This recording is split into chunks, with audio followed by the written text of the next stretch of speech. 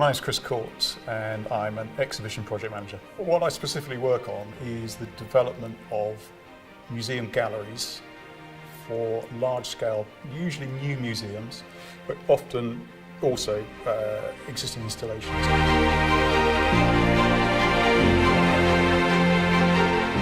I think a design degree or design education really sets you off.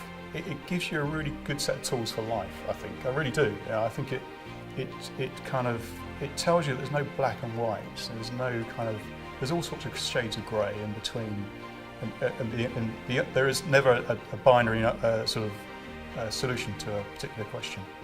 And I see this all the time in design solutions. I say, well, that's a fantastic set of proposals for that gallery.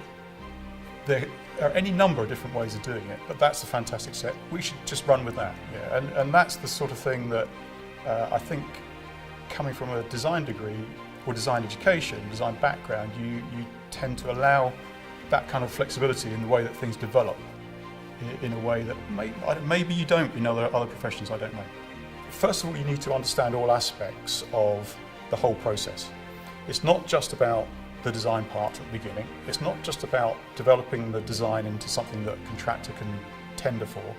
It's not just about delivering it on site. It's about all the other things that go with it as well. It's understanding the role of the cost controllers. It's understanding the role of the project manager. It's understanding the role of the audiovisual hardware specialists and the software developers and the filmic specialists and so on and so forth.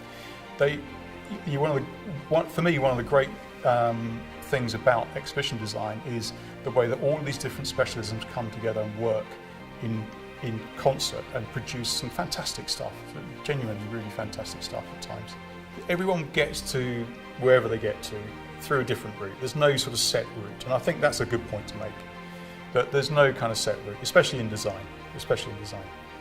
But I also think I can remember being sat here in Kingston in the early 80s, looking at my bedroom wall, trying to come up with inspiration for that project that I was working on and the deadline I had for the end of the week. And looking at those sort of big name architects and designers that I was reading about in the magazines, thinking how I just couldn't see how I was going to get there. Couldn't see it. And I guess that still happens with students now, but they have to understand that every single one of those individuals they see in the press, because that's where most of the connection is with the press, was in that position, sat in their bedsit, looking for inspiration at some time in their studio.